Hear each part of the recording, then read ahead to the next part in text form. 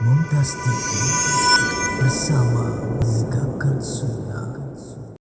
Alhamdulillah, segala puji bagi Allah Jalla Jalaluh. Wassalatu wassalamu ala Rasulillah. Salawat dan salam semoga senantiasa tercurahkan untuk utusan Allah, untuk baginda Nabi kita Muhammad alaihi salatu wassalam, untuk keluarga beliau, untuk istri-istri beliau, untuk putra-putri beliau, dan untuk seluruh sahabat Nabi. Semoga Allah meridhai kita bersama mereka. Amma ba'd, ahibati fillah. Saya ucapkan selamat berpuasa di bulan Ramadan ini. Semoga menjadi bulan yang penuh dengan keindahan untuk kita. Karena sejatinya bulan ini indah. Bulan ini penuh dengan berkah. Di sebagian manusia terhalangi dari mendapatkan kebaikan bulan Ramadan ini. Ahibati fillah, kalau bicara bagaimana puasa Rasulullah Sallallahu Alaihi Wasallam, ya, karena memang kita sebagai umat Nabi Alaihi Salatu Wassalam, ya, dalam mencontoh beliau. Ada sebagian yang berpuasa semau dia. Ada sebagian berpuasa sesuai dengan tradisi dan budaya. Tapi ada yang berpuasa karena iman dan berharap pahala. Bicara puasanya Rasul SAW, maka kita butuh waktu yang panjang. Dan alhamdulillah materi ini sempat disampaikan pada 2 pekan yang lalu mungkin, jemaah. Nah, berkaitan dengan bagaimana puasanya Nabi SAW, tapi kita nggak bisa membahas semuanya. Insya Allah pada kesempatan kali ini ada beberapa bagian yang ingin kita uraikan lebih lengkap lagi, sehingga Ramadan ini kita bisa lebih mencontoh Nabi alaihi salatu wassalam. Ahibati fillah, sebelumnya, karena iman itu naik dan turun. Di awal Ramadan ini semangat umat Islam begitu nyata dan terlihat. Tapi biasanya orang yang melakukan perjalanan panjang, di tengah-tengah perjalanan itu ada perasaan capek, lelah, merasa masih jauh. Sehingga terkadang dia memilih untuk beristirahat, berhenti, tidak melanjutkan perjalanan. Abu Umamah Al-Bahili radhiyallahu anhu, beliau mendengar Rasulullah sallallahu alaihi wasallam bersabda, "Baina ana naim idh atani rajulan fa akhadha bidhib'i fa ataya bi jabalan wa'iran." Ketika aku sedang tidur, tahu-tahu ada 2 orang yang datang, memegang membawaku di kedua bahuku. Dibawa Nabi SAW. Aku dibawa menuju ke gunung yang terjal. Lalu kedua orang itu berpesan, mengatakan kepadaku, "Is'ad, naik." Maka Nabi mulai mendaki ini gunung. Terus beliau naik sehingga sampai di puncak gunung. Fa idza ana bi sautin syadid. Di sana beliau mendengar suara yang Faqultu ma hadhihi al-aswat. Dia bertanya, suara apa ini? Suara. Qala hadha uwa'u ahli nar. Ini suara lolongan penghuni neraka. Seperti lolongan anjing atau serigala. Wah. Mereka teriak-teriak. Merasakan siksaan yang setiap kali kulit mereka matang akan diganti dengan kulit yang baru. Thumma intalaqa bi. Lalu aku dibawa pergi dari tempat itu.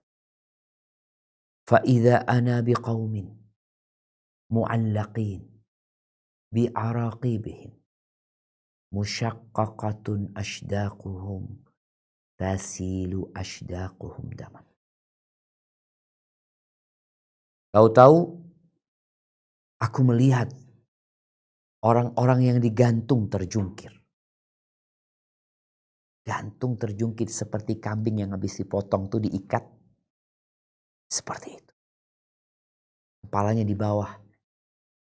Dengan kondisi pipinya yang tercabik-cabik. Darah mengalir dengan deras. Faqultu man haula. Aku bertanya siapa mereka? Faqila haula alladhina yuftirun qabla tahillati shaumi.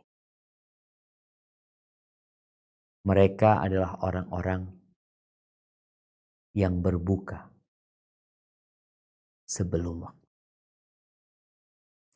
Mereka adalah orang-orang yang berbuka sebelum. Maka ketahuilah para jamaah, kita baru 2 hari berpuasa. Maka hendaklah kita meminta pertolongan Allah Azza wa Jalla. Kita hadirkan di diri kita kesadaran bahwa kita adalah makhluk. Dan Allah tidak butuh dengan puasa kita. Allah nggak perlu. Kita yang perlu dengan puasa kita.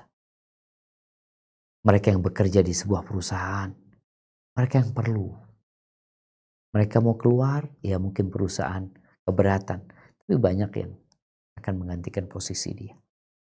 Tapi kalau sama Allah Azza wa Jal, Allah nggak butuh sama ibadah. Maka hendaklah kita bersabar. Menghadapi hari-hari ini, menahan lapar dan dahaga. Berharap pahala pada Allah Azza wa Jalla. Ahibati fillah. Kenapa kok kita perlu mencontoh puasanya Nabi SAW? Ya karena beliau yang dipilih sama Allah menjadi contoh. Ayat yang sering kita dengar. Laqad kana lakum fi Rasulillahi uswatun hasanah. Ada tuh panutan yang baik di diri Nabi SAW. Jadi kalau mencontoh, contoh Nabi SAW. Orang yang lemah imannya, yang kurang keyakinannya, dia akan mencontoh selain Nabi SAW. Tapi seorang yang beriman kepada Allah dan hari akhir, dan banyak berzikir, maka yang dia akan jadikan contoh dalam beribadah, dalam hidup di dunia adalah Rasulullah SAW. Dan kalau kita lihat, orang yang mencontoh Nabi SAW akan mendapatkan banyak kemudahan. Karena Allah berkata tentang nabinya di surat At-Taubah ayat 128. Nah, mungkin kita simak ayat ini. Tafadhal. At-Taubah ayat 128 ya.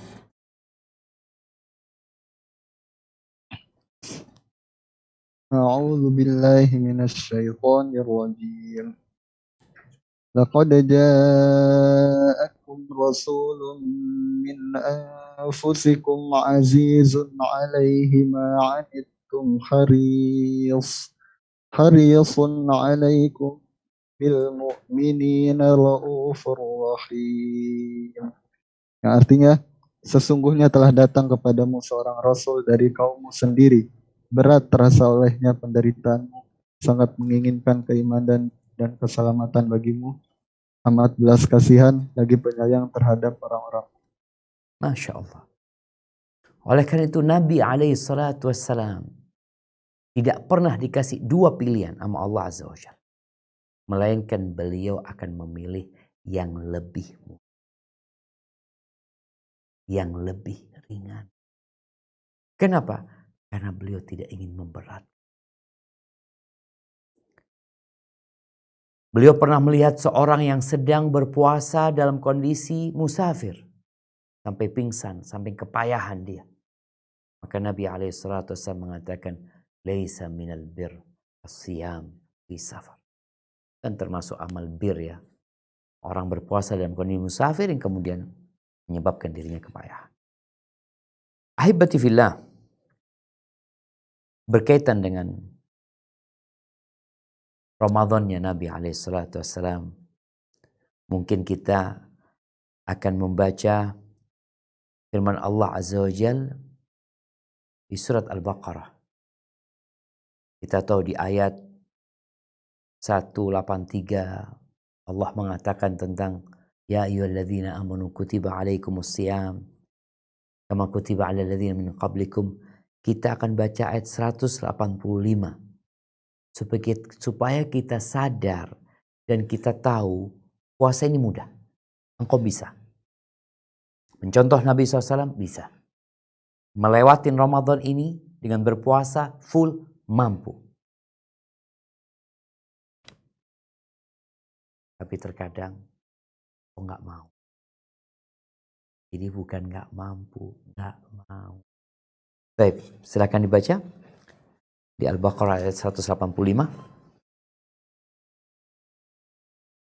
شهر رمضان الذي أنزل فيه القرآن هدى للناس وبينات من الهدى والفرقان فمن شهد منكم الشهر فليصمه ومن كان مريضا أو على سفر فعدة من أيام أخر يريد الله بكم اليسر ولا يريد بكم العسر ولتكملوا العدة ولتكبروا الله على ما هداكم ولعلكم تشكرون. Beberapa hari yang ditentukan itu ialah bulan Ramadan. Bulan yang di dalamnya diturunkan permulaan Al-Quran sebagai petunjuk bagi manusia dan penjelasan-penjelasan mengenai petunjuk itu dan pembeda antara yang hak dan yang batil. Karena itu, barang siapa di antara kamu hadir di negeri tempat tinggalnya di bulan itu, maka hendaklah ia berpuasa pada bulan itu. Dan barang siapa sakit atau dalam perjalanan, lalu ia berbuka, maka wajiblah baginya berpuasa sebanyak hari yang ditinggalkannya pada hari-hari yang lain. Allah menghendaki kemudahan bagimu dan tidak menghendaki kesukaran bagimu. Dan hendaklah kamu mencukupkan bilangannya dan hendaklah engkau atau kamu mengagungkan Allah atas petunjuknya yang diberikan pada kamu supaya kamu bersyukur. Barakallahu fiik. Kita lihat bagaimana Allah Azza wa Jalla menjelaskan tentang berkahnya Ramadan. Allah sebutkan nih bulan diturunkan di dalamnya Al-Quran. Subhanallah. Iqra bismi rabbikal ladzi khalaq. Itu awal turunnya di bulan Ramadan. Di mana fase kehidupan manusia berubah dengan turunnya Iqra. Mereka yang selama ini hidup dalam kejahilan, dalam kegelapan, menuju kepada cahaya ilmu dan keadilan. Subhanallah. Hudan linnas. Quran ini petunjuk bagi umat manusia. Wa bayyinatin minal huda wal furqan. Dan penjelasan-penjelasan untuk petunjuk itu dan al-furqan yang membedakan. Mana yang hak, mana yang batil, mana yang benar, mana yang salah, mana yang hitam, mana yang putih. Ini Quran turun untuk itu. Sehingga manusia jadi tahu jalan kebenaran. Mereka jadi sadar dan tujuan mereka dicipta. Faman syahida minkum syahra falyasum. Yang hadir, yang menyaksikan, dia berada di negerinya melihat rembulan tadi, hendaklah dia hadir di bulan Ramadan ini, hendaklah dia berpuasa. Yang sakit atau safar, kemudian dia berbuka, udah ganti di hari-hari yang lain. Masya Allah, ini kemudahan. Maka Allah katakan, yuridullah bikumul yusra, wala yuridu bikumul usra. Allah menginginkan kemudahan buat kalian. Dan Allah tidak menginginkan kesulitan buat kalian. Enggak. Allah ingin kemudahan. Jadi kalau ada yang berpikir syariat puasa ini tujuannya menyiksa umat manusia, memberatkan mereka, membebani hidup mereka, ya Allah, kemana akal kita? Allah itu Ar-Rahman Ar-Rahim. Nabinya bil mu'minina raufur rahim. Saya nggak ingin memberatkan umatnya. Ingat bagaimana Nabi SAW bolak-balik berjumpa dengan Allah Azza wa Jal agar sholat itu diringankan. Dari 50 waktu menjadi 5 waktu. Dan kalau kita membaca tentang bagaimana proses disyariatkan puasa Ramadan di masa Nabi SAW. Di mana awalnya mereka itu berpuasa Ramadan full. Bisa disebutkan sehari semalam. Jadi mereka itu ketika matahari terbenam, mereka boleh makan, boleh minum selama mereka belum tidur. Kalau mereka tidur, udah gak ada makan, gak ada minum. Sampai sahur, gak ada sahur. Dulu gak ada sahur. Ya udah makannya ketika berbuka. Kalau ketiduran, habis. Haram menghubungin istri di malam hari juga gak boleh. Setelah itu dimudahkan. Kalau kita baca di ayat 187 nanti Allah dimudahkan sama Allah Azza wa Jalla. Maka Allah katakan yuridullah bikumul yusra. Allah ingin kemudahan buat kalian. Makanya orang itu kalau tahu dengan sejarah, maka insya Allah dia akan menghadapi Ramadan ini dengan lebih senang. Ya Allah, dulu gimana para sahabat ya? Gimana dulu mereka beratnya. Mereka tidur gak ada lagi makan. Sampai kapan? Sampai ketemu besok hari. Ketika matahari terbenam. Gak boleh menggaulin istri di malam hari. Tapi orang yang gak tahu sama sejarah, ya dia merasa berat. Enggak, sekarang sudah mudah. Udah mudah. Allah ingin kemudahan buat kalian dan tidak ingin kesulitan. Maka di sini Allah katakan walitukmilul iddah. Hendaklah kalian menyempurnakan bilangannya. Jangan berbuka sebelum waktunya. Ingat Ramadan itu 1 bulan. 29 hari atau 30 hari. Sempurnakan. Dan agar kalian bertakbir. Membesarkan Allah atas hidayah yang Allah berikan kepada kalian. Wala'allakum tashkur. Agar kalian bersyukur kepada Allah Azza wa Jalla. Maka ahibati fillah. Puasa ini mudah. Ikut bagaimana Nabi SAW berpuasa. Beliau berbicara tentang niat ya. Nah. Orang yang puasa itu harus niat di malam hari ini. Kalau bicara puasa wajib. Ya harus niat sebelum fajar. Karena Nabi SAW mengatakan man lam yubaiti siyam qabla al-fajri fala siyama lahu. Yang tidak niat sebelum subuh untuk puasa, maka puasanya nggak sah. Ini untuk puasa wajib. Kalau puasa sunnah boleh pagi hari. Kemudian niatkan lillahi ta'ala. Karena ada orang yang puasa karena tradisi dan budaya, udah jangan. Nggak berguna buat engkau. Ada yang niat puasa untuk sehat, untuk diet. Ya, engkau dapat diet mungkin. Kau dapat. Tapi kata Nabi SAW dalam hadis riwayat Imam Bukhari dan Muslim, man shama Ramadan imanan wa ihtisaban, ghufira lahu ma taqaddama min dzambi. Barang siapa yang berpuasa di bulan Ramadan karena beriman, bukan karena ikut-ikutan. Wahtisaban karena berharap pahala. Dia ingin mendapatkan karunia dari Allah Azza wa Jalla. Apa yang akan terjadi? Diampuni dosa-dosa dia yang lalu. Kemudian ahibati fillah, Rasul SAW menyuruh kita untuk menjaga lisan kita, menjaga mata kita, menjaga mulut kita, menjaga raga kita. Karena kita ngelihat ada orang-orang yang puasa, tapi dia melanggar aturan Allah Azza wa Jalla. Ada wanita-wanita yang berpuasa tapi dia masih menggoda para laki dengan penampilan yang tidak menutup aurat. Ada laki-laki yang berpuasa tapi matanya jelalatan kemana-mana. Subhanallah, seharusnya gak jelalatan ketika dia berpuasa.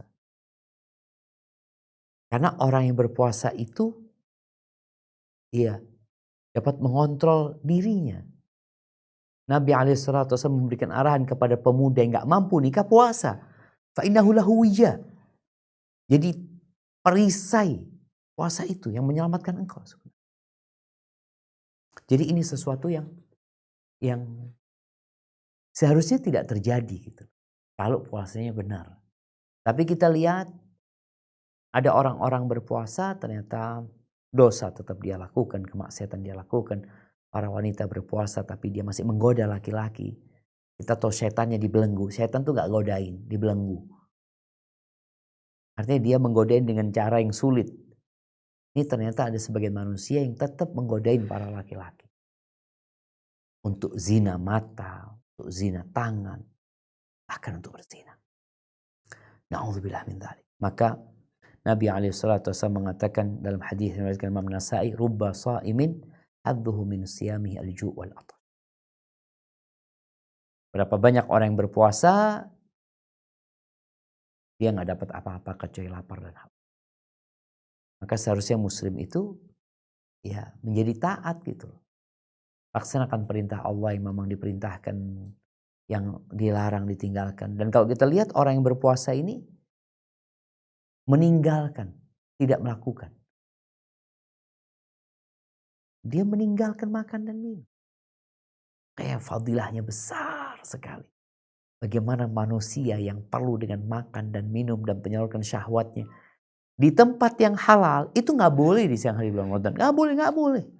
Tapi dia lakukan itu untuk Allah Azza wa Jalla. Niatnya lillahi ta'ala. Ahibati fillah.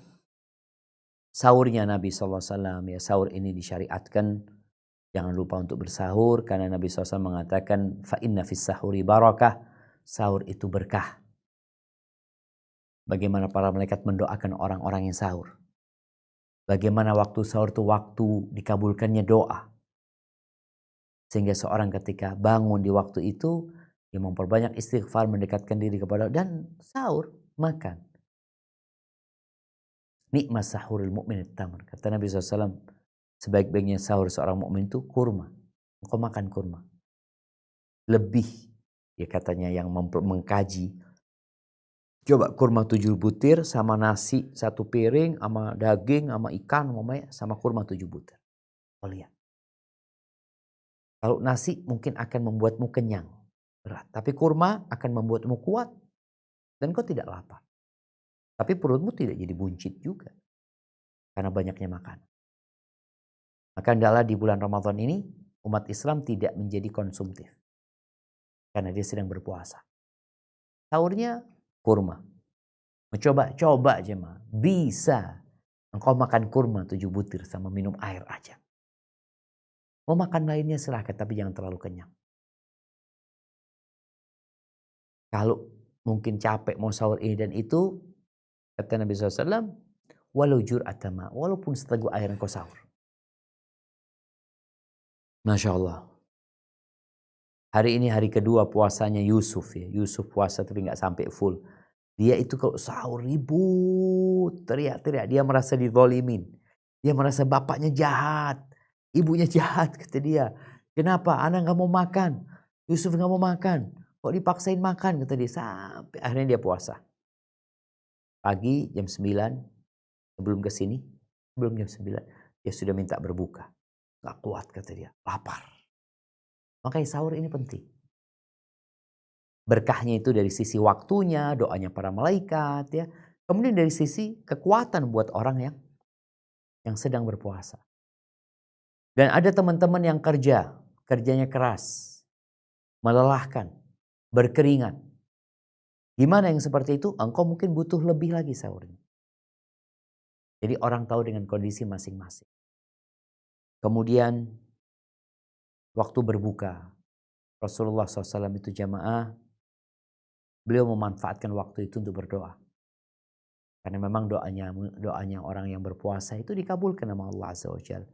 Di antara doa yang dibaca oleh Nabi SAW, dhahabat dhama wabtallatil uruq wa thabatal ajr insyaallah, ya. Baca itu. Kemudian yang disantap apa? Baca itu dan baca yang lainnya. Ingat, baca itu dan baca yang lainnya. Mau baca minta rahmat Allah Azza wa Jalla, Allahumma inni as'aluka bi rahmatika alladhi wasi'at kulla syai'an taghfirali. Ini doanya Abdullah bin Amr bin As. Jadi ketika berbuka, engkau minta apa saja. Mungkin kita suka dengar doa Allahumma laka sumtu wa ala rizqika aftartu. Itu memang hadisnya sanadnya lemah kepada Nabi SAW. Tapi kalau mau dibaca sebagai sebuah doa silahkan dibaca. Doanya Abdullah bin Amr bin As, Allahumma inni as'aluka birahmatika allati wasi'at kulla syai'an taghfirali. Ya Allah, aku memohon kepadamu dengan rahmatmu yang meliputi segala sesuatu agar engkau mengampuni aku. Kemudian yang beliau santap kurma lagi, kurma muda, rutop, kurma yang masih basah. Jadi makanan berbuka itu nggak harus ini itu, enggak lah jamaah. Di setiap daerah punya tradisi mereka berbuka dengan ini, silahkan. Silahkan. Tidak ada larangan. Tapi kalau kita bicara bagaimana berbukanya Nabi SAW, kita sampaikan ini. Rutobat. Dan alhamdulillah sekarang mudah jemaah, mudah mencari rutop itu, kurma yang masih basah. Ya Allah, di minimarket, di ganggang sudah ada. Kau makan. Kalau nggak ada, ya gimana? Makan kurma kering. Nggak ada, minum air. Jadi waktu berbuka itu seharusnya menjadi perhatian kita untuk berdoa, bukan untuk menyantap makanannya. Engkau makan kurma, minum air, sholat. Nabi SAW seperti itu. Jadi yang spesial di waktu berbuka itu adalah doanya, sebenarnya bukan makanannya. Tapi sebagian orang ya banyak memikirkan makan. Nabi SAW memberikan arahan. Beliau mengatakan, ma mala adamiyun wi'a'an syarran min batan. Gak ada wadah yang lebih buruk yang diisi sama manusia daripada perutnya. Gak ada, itu tempat buruk yang dipenuhi. Jangan dipenuhin kok gitu. Terus gimana? Ya udah, kau kalau butuh makan, kita perlu makan. Itu kita tinggalkan di Ramadan dan kita mampu tidak makan dari fajar terbit sampai matahari tenggelam, mampu kita. Kenapa tatkala waktu makan kita nggak mampu mengontrol diri kita? Engkau mampu. Kata Nabi SAW, cukuplah manusia memakan beberapa suap makanan yang membuat punggungnya tegak. Tegak. Lebih. Gak lemes ya, karena ada orang yang sampai bungkuk yang lemes. Enggak, engkau makan. Yang buat punggungmu tegak. Beberapa suap gitu. Bukan beberapa piring. Fa in kana la mahalah, kalau dia memang makan lagi enak makannya, apalagi orang berbuka, ya Allah lagi menikmatin, thayyib, ada aturannya. Sepertiga, fa thuluthun li ta'amihi wa thuluthun li syarabihi wa thuluthun li nafasi. Sepertiga buat makanan, sepertiga buat minuman, sepertiga buat nafasnya. Hadits rawahu Ahmad. Baik, salat sekarang. Ada salat tarawih. Ya. Anak kan Nabi SAW sangat dermawan sekali di bulan Ramadan. Beliau membaca Al-Quranul Karim, tadarus sama Jibril alaihissalam. Beliau iktikaf dan di antara yang beliau lakukan adalah salat tarawih. Salat malam sebenarnya. Bicara salat malam ini jamaah, ada perselisihan di antara para ulama. Mana yang lebih utama? Salat tarawih ini di rumah apa di masjid? Berjamaah ataukah sendirian? Disyariatkan salat tarawih berjamaah. Berdasarkan hadis Aisyah radhiyallahu taala anha, Aisyah mengatakan anna Rasulullah SAW kharaja lailatan fi jawfil lail fa shalla fil masjid. Nabi SAW pernah suatu malam beliau keluar di tengah malam itu. Kemudian beliau salat di masjid. Wa shalla rijalun bi salatihi. Ada yang bermakmum sama Nabi SAW. Nabi sebenarnya nggak jadi imam ya, beliau salat sendiri, tapi ada yang bermakmum. Fa asbahan nas fatahaddatsu. Orang pada cerita, oh, tadi malam salat sama Nabi SAW. Fajtama'a aktsar minhum. Akhirnya besoknya kumpul lebih banyak lagi jemaah. Ini ada riwayat mengatakan di 10 hari terakhir ya, ketika beliau mencari Lailatul Qadar. Lebih banyak lagi. Fasallu ma'ah. Orang pada ikut sholat teman. Cerita tambah tersebar. Akhirnya pada malam ketiga, masjid itu hampir penuh. Banyak orang di masjid.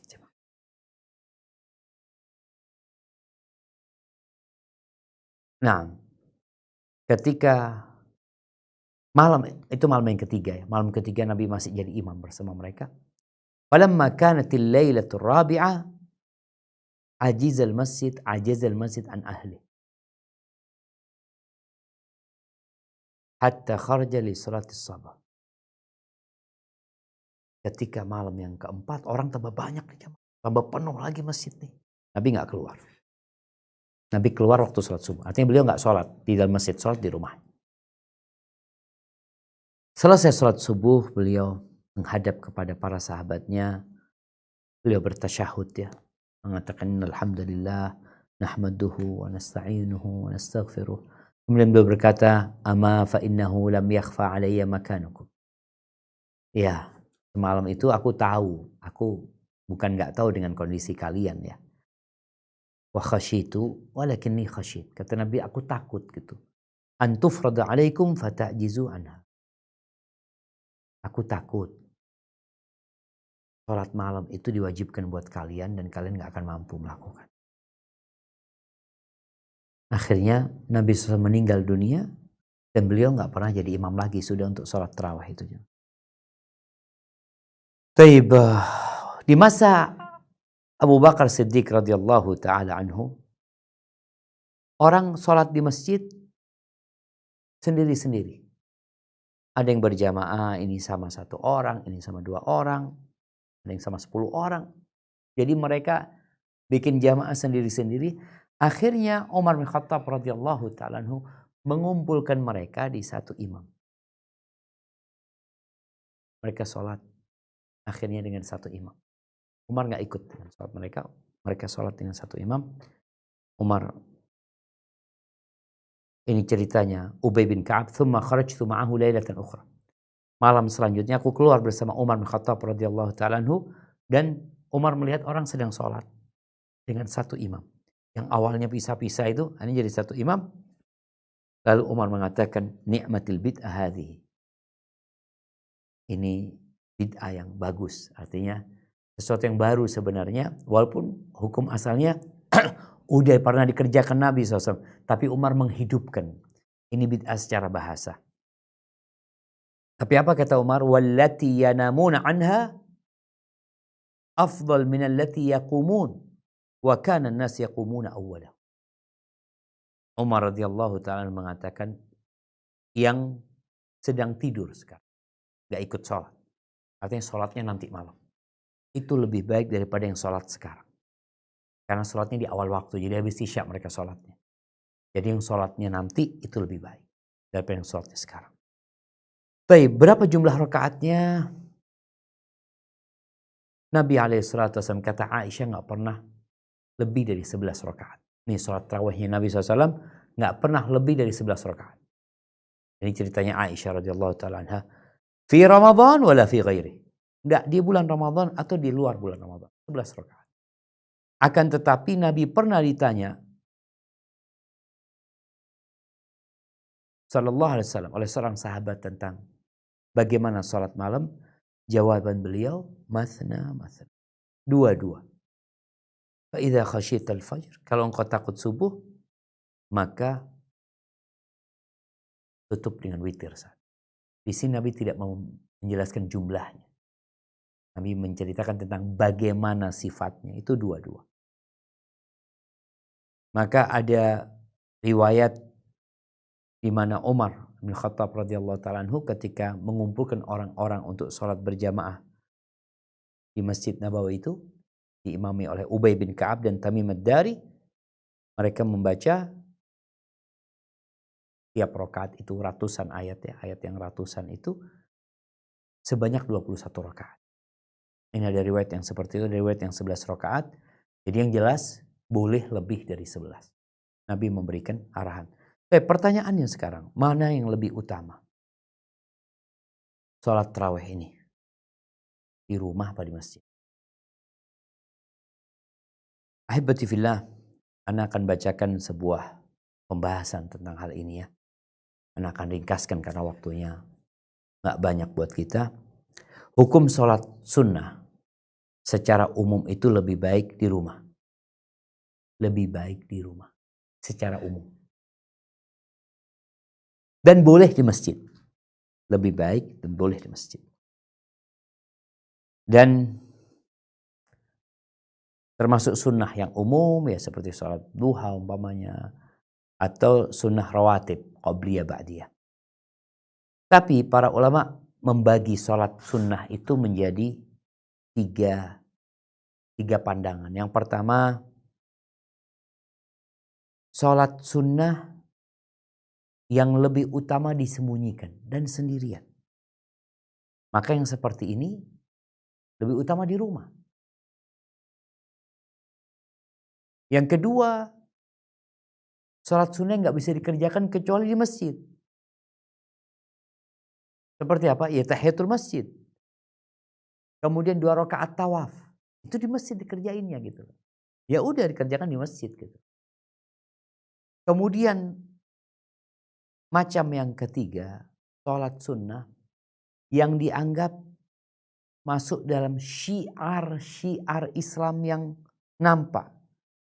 Yang dianjurkan untuk ditonjolkan dan diumumkan. Ngerjakannya jamaah.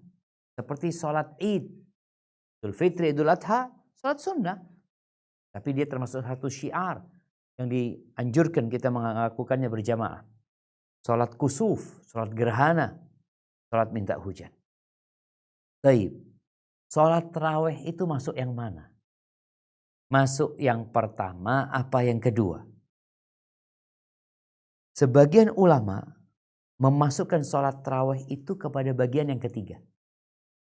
Mereka masukkan sebagai sunnah-sunnah yang mengandung syiar yang dianjurkan untuk ditonjolkan, maka dianjurkan dikerjakan di masjid secara berjamaah. Jadi lebih utama dikerjakan di masjid. Ini pendapat yang pertama. Al-Imam An-Nawawi rahimahullahu ta'ala, beliau menyebutkan bahwasanya bab istihbab salatin nafilah fi baitihi wa jawaziha fil masjid sawa'an fi hadhihi ar-ratiba wa ghair illa asy-sya'air adh-dhahirah. Beliau menyebutkan yang dianjurkan di masjid, semua salat sunnah itu dianjurkan di rumah. Kecuali yang mengandung unsur tadi, syiar-syiar Islam yang perlu ditampakkan. Apa aja? Beliau menyebutkan Id, salat gerhana, salat minta hujan, dan salat tarawih. Beliau masukkan. Dan di dalam mazhab Syafi'i memang ada 2 pendapat. Yang satu mengatakan masuk yang dianjurkan di masjid, yang satu mengatakan enggak, di rumah sendirian. Baik, mana yang lebih afdal sekarang? Di rumah apa di masjid? Ini ada banyak pendapat ya. Pendapat yang pertama, ini pendapat jumhur seperti yang dikatakan Imam Nawawi, bahwasanya tarawih ini lebih utama dilakukan di masjid berjamaah. Ini pendapatnya Abu Hanifah, dan ada qaulnya Imam Syafi'i, dan pendapat banyak dari jumhur madhab Syafi'i, dan sebagian Malikiyah dan Imam Ahmad berpendapat seperti ini. Bahwasanya yang afdal dikerjakan berjamaah di masjid sebagaimana dikerjakan oleh Umar bin Khattab radhiyallahu ta'ala bersama para sahabat, dan amalan ini terus dikerjakan dan umat Islam pun terus mengerjakan sholat tarawih berjamaah. Ini menunjukkan bahwasanya sholat itu termasuk syiar-syiar yang nampak seperti sholat Id. Pendapat yang kedua, pendapat Imam Malik dan juga pendapat Imam Syafi'i. Qaulnya Imam Syafi'i wa Abu Yusuf, dan pendapatnya salah satu muridnya Abu Hanifah dan sebagian mazhab Syafi'i. Apa kata mereka? Al-afdal furada fil bait. Yang lebih utama sholat tarawih itu dikerjakan sendiri-sendiri di rumah. Nah, qala Malik, apa kata Imam Malik? Qiyamu Ramadan fil bait liman qawiya alaihi ahabbu ilaihi. Ada syaratnya Imam Malik. Sholat tarawih, sholat malam di Ramadan itu di rumah, bagi orang yang kuat untuk melaksanakannya, lebih aku sukai itu. Kenapa beliau mengatakan ini? Karena ada orang-orang yang lemah. Kalau di rumah nggak sholat dia, kalau sendirian males-malesan. Berarti butuh cemeti, butuh penyemangat. Kemana? Ke masjid. Maka Imam Malik berpendapat yang kuat sendirian di rumah. Dia juga akan lebih bebas ketika sendirian. Dia mau berdiri, mau baca 1 juz. Dia mau rukuk membaca subhana rabbiyal azimi 50 kali. Dia mau sujud membaca itu 50 kali. Mau menambah dengan doa-doa yang dia syariatkan, bebas. Ketika di masjid, makmum, ya ikut imamnya. Maka Imam Malik mengatakan, liman qawiya alaihi ahabbu ilayya. Bagi orang yang kuat, itu lebih aku cintai. Salatnya di rumah. Padahal kita tahu Imam Malik ini imam dari hijrah. Imam di Masjid Nabawi Imam Malik ini. Sehingga beliau tahu dengan salat tarawih berjamaah yang diadakan di masjid sejak zamannya Umar bin Khattab radhiyallahu anhu. Adapun Al-Imam Syafi'i, beliau mengatakan fa amma qiyamu syahri Ramadan fa salatul munfarid ahabbu ilayya minhu. Baik, ini disebutkan dalam kitab Al-Um. Imam Syafi'i mengatakan bahwasanya salat tarawih di bulan Ramadan itu salatnya orang sendirian itu lebih aku cinta pada dia berjamaah. Abu Yusuf mengatakan man qadira ala an yusalli fi baitih kama yusalli ma'al imam fi Ramadan, yang bisa salat di rumahnya seperti dia salat bersama imam. Artinya dia umpamanya salat di rumah, imam salat di rumah, imam salat di masjid tarawih baca 1 juz. Dia bisa juga baca 1 juz di rumah seperti imam. Rukuknya panjang, sujudnya panjang, ahsan di rumah. Ini jemaah. Kalau kondisi imam di masjidnya cepat, ya lain lagi, lebih baik di rumah. Antum di masjid, ini mereka bicara tentang bagaimana masjid-masjid di masa itu yang imamnya sholatnya, ya Allah, dengan ratusan ayat yang dibaca.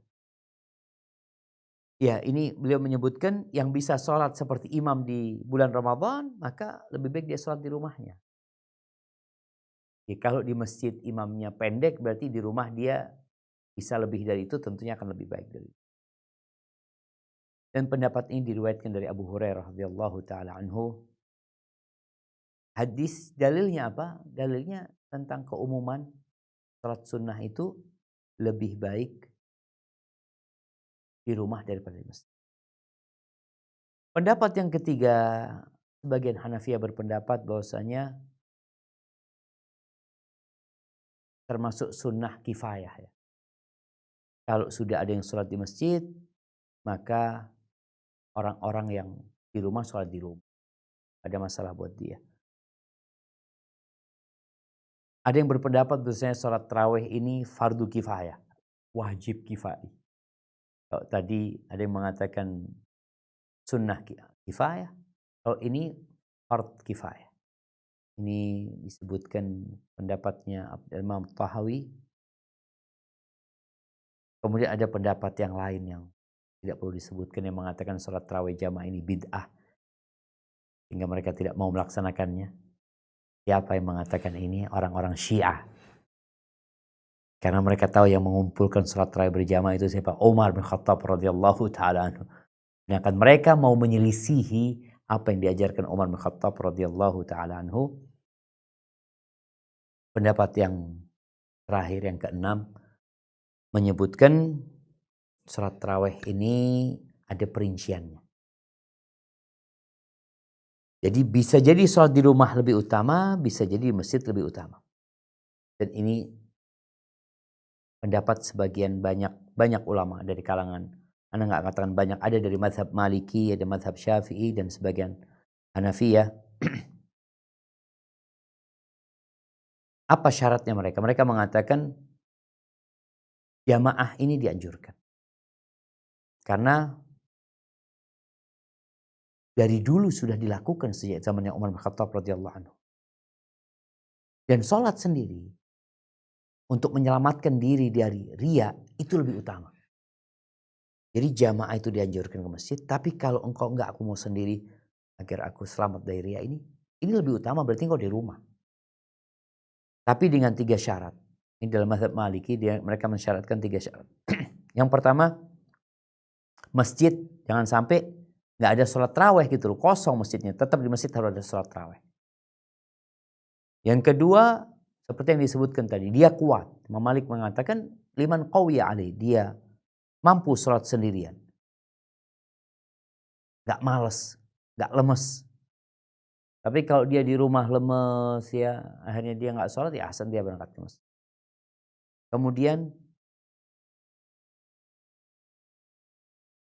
dia bukan an la yakuna fa'iluha afaqiyan. Afaqiyan ini orang yang tinggal, orang-orang yang di luar kota Madinah. Jadi kalau orang-orang Badui yang mereka berangkat ke Madinah, maka hendaknya dia sholat di masjid, akan lebih mulia daripada dia sholat di rumahnya. Asalkan tadi masjid-masjid itu tidak dikosongkan atau ya apa maksudnya, diabaikan sama orang-orang karena semuanya sholat pada di rumah. Sebagian mazhab Syafi'i mengatakan yakunu ada'uha fil baiti afdal. Dikerjakan di rumah itu afdal idza kana ar-rajul yahfadzul Qur'an. Kalau orang itu hafal Quran, wala yakhafun naum wal kasal, dan dia enggak takut ketiduran, enggak takut malas, wala takhtal jamaah fil masjid bitakhallufi. Dan jamaah di masjid tidak akan ribut dengan dia enggak sholat di masjid. Artinya jamaah akan berjalan dan dia akan sholat tanpa ada pengaruh kepada jamaah yang ada. Adapun di mazhab Hanafi, sebagian Ahnaf, sebagai orang bermazhab Hanafi, mereka membedakan antara orang yang ahli agama sama orang awam. Mereka menyebutkan tustahabbu fil bait, dianjurkan salat tarawih di rumah illa li faqihin azimin yuqtada bihi. Kecuali untuk orang yang alim, yang jadi contoh. Kalau dia hadir, orang-orang akan pada hadir, maka dia hendaklah hadir. Jadi seperti itu berkaitan dengan salat tarawih ini, mana yang lebih utama? Anda melihat pendapat yang terakhir itu pendapat yang lumayan kuat, sehingga bagi orang yang tadi ingin menyelamatkan dirinya dari riya, ya, kemudian mungkin dia punya hafalan Quran yang banyak, dia juga ingin sholat yang lebih khusyuk, lebih panjang, apalagi kalau masjidnya mungkin cepat-cepat, maka mungkin di rumah bagi dia lebih utama. Itu yang dapat Anda sampaikan, kurang lebihnya mohon maaf. Yang jelas Nabi Muhammad SAW tidak pernah meninggalkan sholat malam ya dalam hidupnya, bahkan ketika beliau ketiduran di malam hari, beliau akan menggantikan sholat malamnya itu di waktu duha dengan jumlah yang genap. Ana kembalikan ke moderator. Jazakumullahu khairan.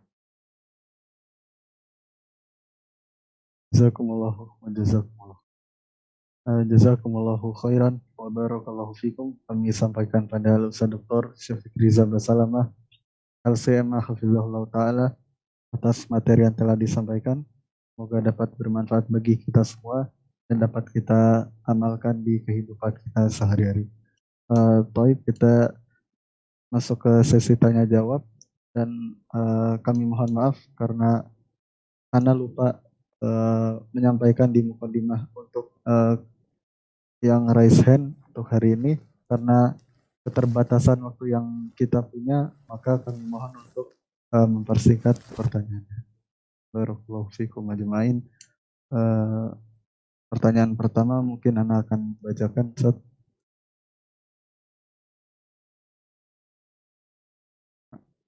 Pertanyaan pertama, Bismillah, barakallahu fikum Ustaz. Afwan, Ana izin bertanya, apa hukum obat tetes mata di waktu berpuasa? Ana merasa was-was puasa Ana tidak afdal dan sia-sia. Ana mohon doanya Ustaz untuk kesembuhan mata Ana. Jazakallahu khairan Ustaz. Barakallahu fikum. Naam, ahibati fillah. Berkaitan dengan obat tetes mata, apabila tidak ada yang masuk ke perut ya, kadang-kala memang ada rasa buat dia, tapi tidak sampai masuk ke perutnya, insya Allah tidak membatalkan puasa dia. Tapi kalau dia tadi dikatakan dia was-was, semoga Allah memberikan kesembuhan buat mata antum, ya dia menggunakan obat tetes itu sebelum subuh dan ketika waktu berbuka. Hadza wallahu a'lam bissawab. Barakallahu fikum ya Ustazana. Kemudian selanjutnya kami panggil pada Al-Ukh Fani atau Ibu Fani, tafadhali untuk bertanya langsung pada Ustaz. Assalamualaikum warahmatullahi wabarakatuh. Waalaikumsalam warahmatullahi wabarakatuh. Afwan izin bertanya Ustadz, apakah sholat tarawih bisa dilakukan di jam 10 malam? Karena Ana baru selesai bekerja sekitar jam 10 jika mendapatkan shift terakhir. Dan yang kedua, bolehkah membaca buku bacaan doa atau doa tarawih? Tapi karena saya tidak begitu hafal. Itu saja Ustadz, terima kasih. Jazakallahu khairan, barakallahu Masya fikum. Allah, Wassalamualaikum warahmatullahi wabarakatuh. Afwan, yang buku doa yang dimaksud buku apa? Doa setelah terawih.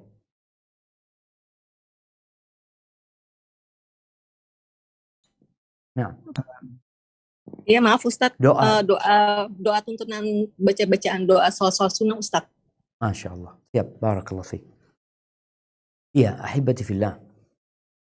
Yang pertama, waktu sholat terawih ini seperti waktu sholat malam. Jadi selesai isya sampai sebelum subuh. Jadi dikerjakan ba'dal isya langsung. Makanya Umar bin Khattab radhiyallahu ta'ala anhu menyebutkan ketika melihat orang-orang sedang sholat, mereka sholatnya di awal waktu, artinya di awal malam ya. Umar mengatakan yang sedang tidur, yang sholatnya nanti itu lebih baik daripada yang sholatnya sekarang. Jadi kalau ada orang yang tadi bekerja, dia umpamanya pulang bekerja, masjid udah gak ada yang terawih Ustaz. Dia sudah sholat sendirian. Dia mau sholat jam 9, atau dia mau sholatnya nanti, aku mau tidur dulu, aku mau sholat jam 1 malam. Pasang alarmnya, gak masalah, itu akan lebih utama buat dia gitu.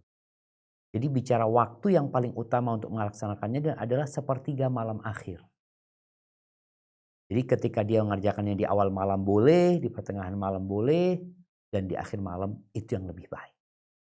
Buat teman-teman yang bekerja, jangan sampai karena sudah selesai orang sholat tarawih di masjid, akhirnya dia nggak sholat, engkau sholat sendirian. Tadi sengaja Ana sampaikan pembahasan tentang hukum sholat tarawih ini. Karena banyak yang sampai saat ini teman-teman bekerja. Dia kerja. Dia sholat isya pun kadangkala diakhirkan. Dia pulang malam. Ada yang baru tutup tokonya jam 9, ada yang jam 10 malam. Bagaimana kondisi dia? Tetap kau sholat tarawih gitu loh. Di rumahmu. Bahkan tadi sebagian ulama mengatakan itu lebih baik. Bagaimana dengan teman-teman tadi yang mungkin dia hafalan Qur'annya sedikit? Ya udah, engkau sholat baik pegang Qur'an. Sholat pegang Qur'an, gak ada masalah. Sebagaimana riwayat Aisyah radhiyallahu ta'ala anha tentang maulanya yang jadi imam baca mushaf. Kalau mamanya anak kalau sholat tarawih cuma punya hafalan 5 surat Ustaz. Ya udah, engkau buka Qur'anmu. Engkau baca 1 halaman. Kemudian ruku. Seperti itu. Nanti berapa hari engkau mungkin bisa 2 halaman. Dan insya Allah apabila engkau tadi demi menjaga hati ya, kemudian sholatnya lebih nikmat, insya Allah akan lebih mulia daripada sholat tarawih di masjid. Dan tadi sudah disampaikan tentang masalah itu. Ada pun kalau bicara membaca doa, sebenarnya tidak ada bacaan khusus ya doa antara tiap rokaat. 2 rokaat ke 2 rokaat selanjutnya, kemudian 2 rokaat selanjutnya nggak ada. Tapi biasanya disebut tarawih karena mereka ada istirahatnya. Dulu sholatnya panjang zaman, jadi perlu istirahat. Sekarang kan enggak, 21 rakaat 30 menit, enggak perlu istirahat. Kalau istirahat, lebih panjang istirahatnya mungkin daripada sholatnya nantinya gitu. Jadi bacaan, kalau memang ada bacaan-bacaan seperti bacaan setelah sholat witir ya, atau mau membaca doa secara umum dengan membaca buku, enggak ada masalah. Enggak ada masalah. Hadza wallahu a'lam bissawab. Jazakumullahu khairan ya Ustazana wa barakallahu. Kemudian pertanyaan selanjutnya. Assalamualaikum Ustaz. Waalaikumsalam warahmatullahi wabarakatuh. Izin bertanya, jika tahun-tahun sebelumnya sudah membayar fidyah dengan uang dan belakangan baru tahu kalau fidyah harus dalam bentuk bahan makanan, apakah harus mengulang fidyah sedangkan Ana sudah lupa berapa fidyahnya untuk berapa hari? Barakallahu. Barakallahu fikum. Na'am ahibati fillah. Jadi bicara fidyah ini, karena memang fidyatun ta'amu miskin, hendaklah menggunakan makanan. Walaupun mungkin ada yang berpendapat boleh pakai harta. Jadi kalau pakai uang lebih baik begini. Teman-teman itu kalau memang dia mungkin capek, anak kalau harus beli makan, udah engkau titipkan, wakilkan orang untuk beli makanan. Wakilkan. Jadi namanya mewakilkan, dia yang disuruh beli makanan. Insya Allah aman buat kita. Dan ana rasa ketidaktahuan antum, kalau memang ingin lebih baik lagi, ya antum bayar dengan makanan sekarang. Keluar dari khilaf yang terjadi antara para ulama, antum bayar makanan. Kira-kira kalau dikatakan fidyahnya, tunggu, dia fidyah buat apa? Tidak dijelaskan, mungkin karena karena ada haid, Ustaz, karena Ya. pertanyaan ini datang dari seorang Baik, begini. Orang yang membayar fidyah itu adalah orang yang tidak diharapkan kesembuhan dari penyakitnya. Yang kedua, orang tua renta yang sudah memang nggak mampu. Adapun buat yang hamil atau menyusuin, memang ada khilaf di antara para ulama, tapi jumhur ulama berpendapat orang hamil yang menyusui itu lebih dekat kepada orang yang sakit dan sakitnya bisa hilang. Sehingga dia bukan bayar fidyah. Namun dia adalah mengganti dengan puasa. Ini ana rasa pendapat yang lebih aman ya. Sehingga buat para perempuan, mungkin memang ada ustadz-ustadz, ada sebagian ulama yang berpendapat cukup bayar fidyah. Nah, berdasarkan riwayat Ibnu Umar atau Ibnu Abbas radhiyallahu taala anhum. Tapi kalau dilihat dari hadis-hadis Nabi SAW ya, kemudian ayat-ayat Quran yang menjelaskan tentang hal ini, maka dia tetap membayar puasanya dengan qadha, bukan membayar fidyah. Adapun yang membayar fidyah dengan harta, maka tadi lebih baik dia menggantikan dengan bayar harta, bayar dengan makanan. Dikira-kira berapa umpamanya, anak 3 tahun umpamanya bayar fidyah, ya tinggal dihitung, diperkirakan kemudian dia keluarkan. Maka hadza wallahu a'lam bissawab. Na'am.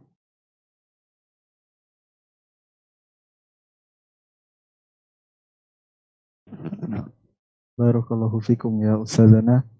Kemudian selanjutnya kami panggil pada Al-Akh Aditya Wahyu Deya. Al-Akh Aditya Wahyu, tafadhol. Ya, Assalamualaikum warahmatullahi wabarakatuh. Waalaikumsalam warahmatullahi wabarakatuh. Naam, ahlan wa sahlan. Adit Ustaz. Tafadhal Adit, tafadhal. Ya, Ustaz. Saya beberapa kali pernah ikut di beberapa kajian salaf seperti Ustaz Subhan, Ustaz Syafiq, Ustaz Khalid, dan di situ disebutkan bahwa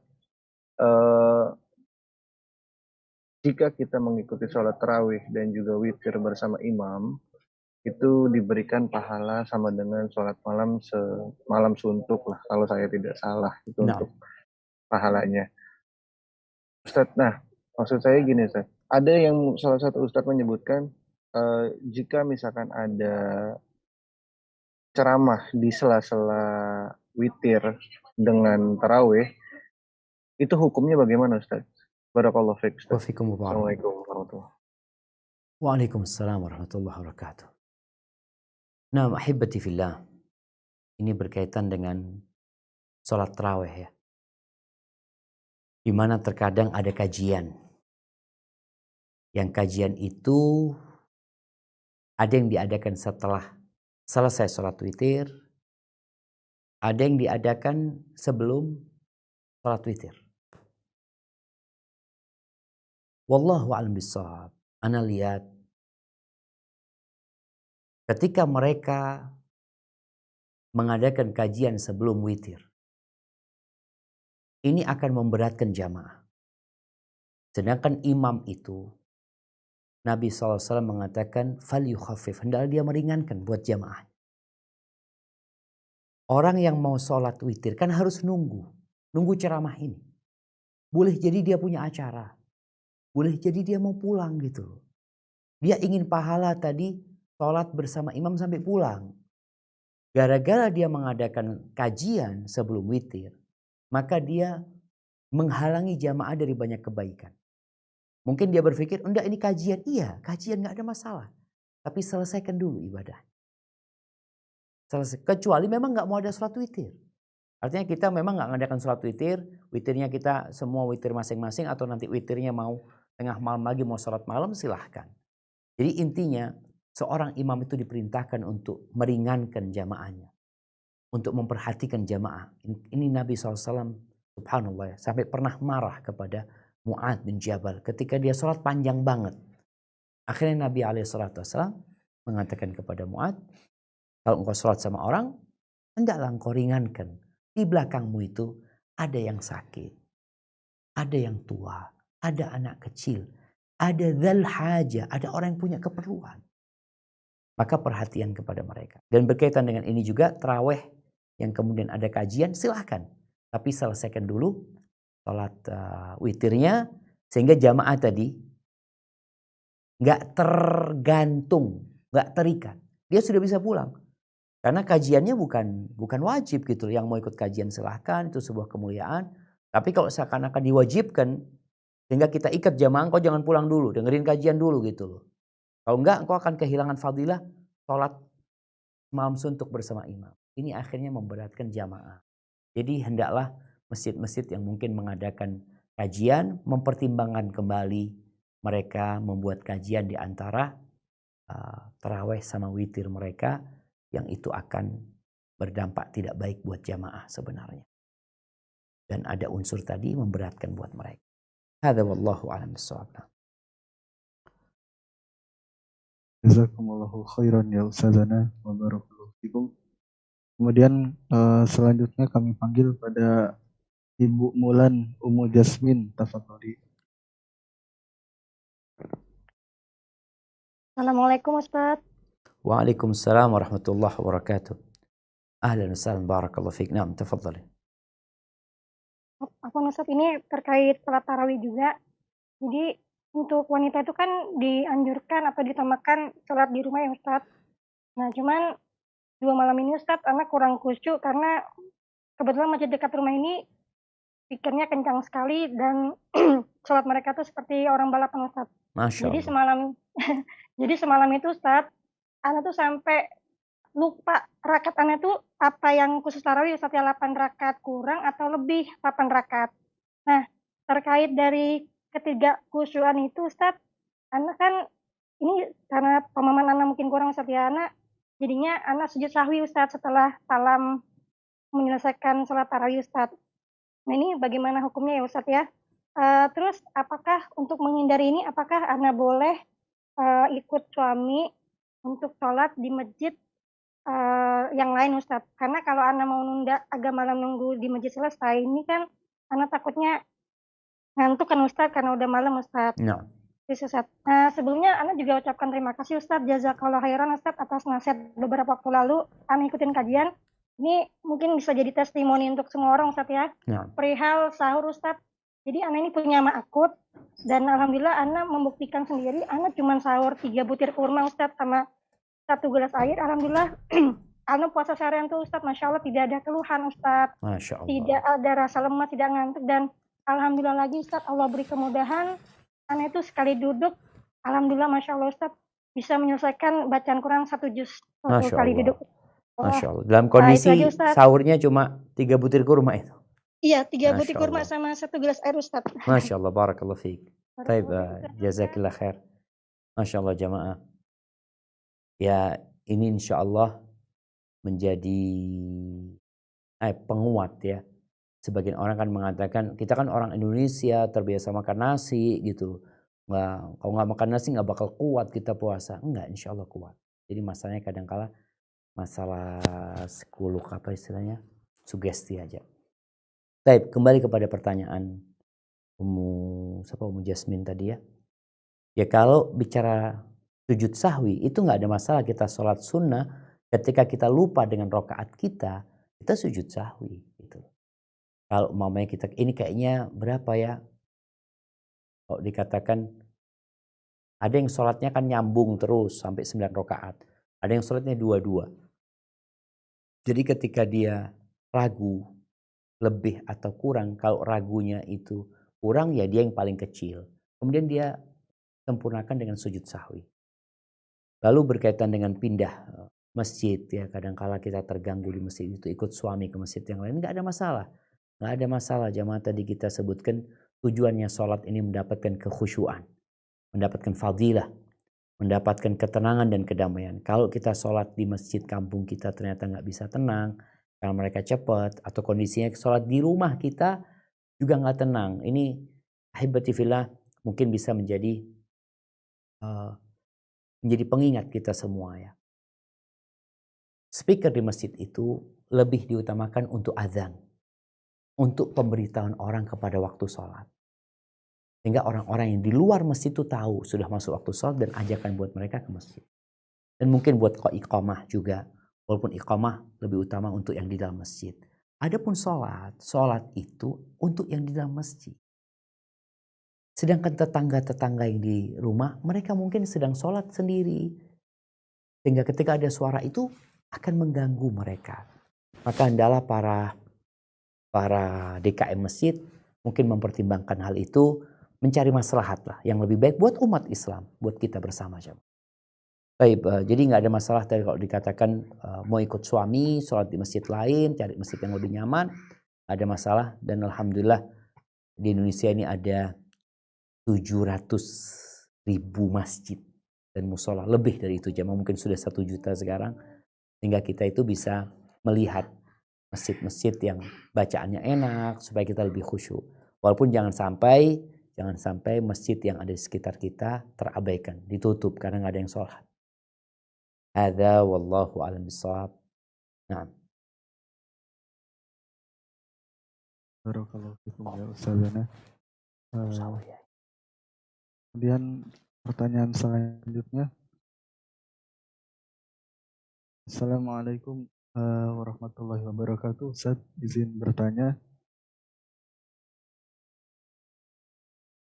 Jika wanita pada saum tiba-tiba mendapat tanda seperti flek kecoklatan samar dan masih melanjutkan puasa, kemudian di hari esoknya dan 1 hari berikutnya bersih, dan di hari ketiganya mendapat haid, apakah puasanya pada saat dapat tanda flek tersebut batal dan mengqadha? Barakallahu. Masya Allah, barakallahu fiik. Wallahu a'lam bishawab jamaah.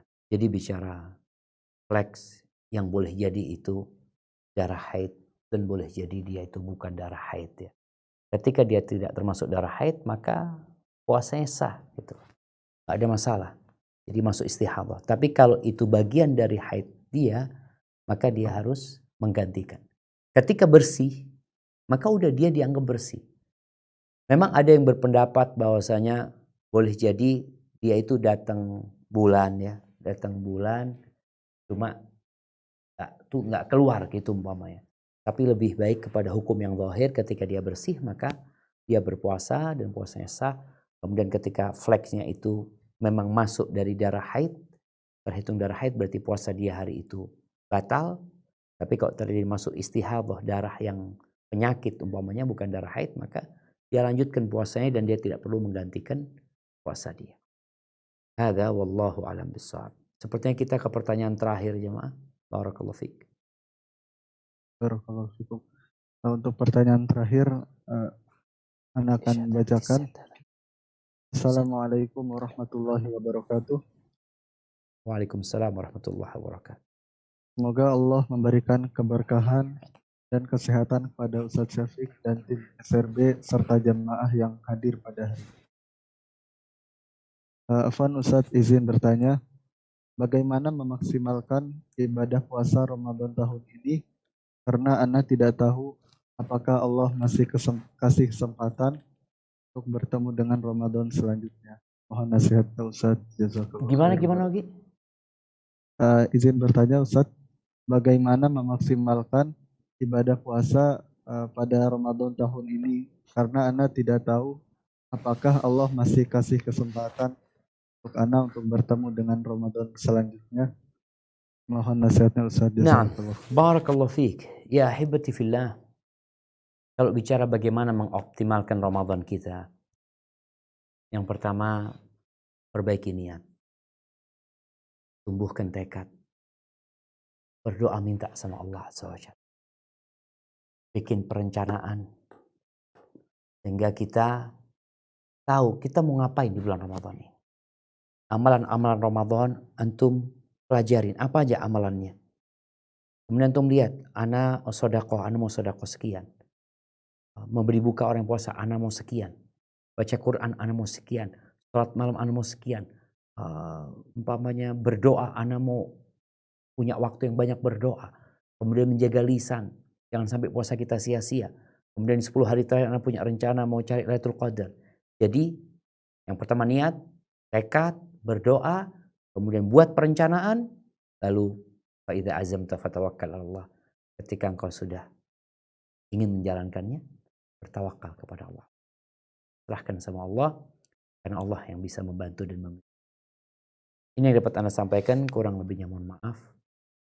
Mungkin Allah mudahkan bagi kita untuk berjumpa kembali, dan semoga Allah memberikan kekuatan agar kita bisa menjalani Ramadan dengan lebih baik.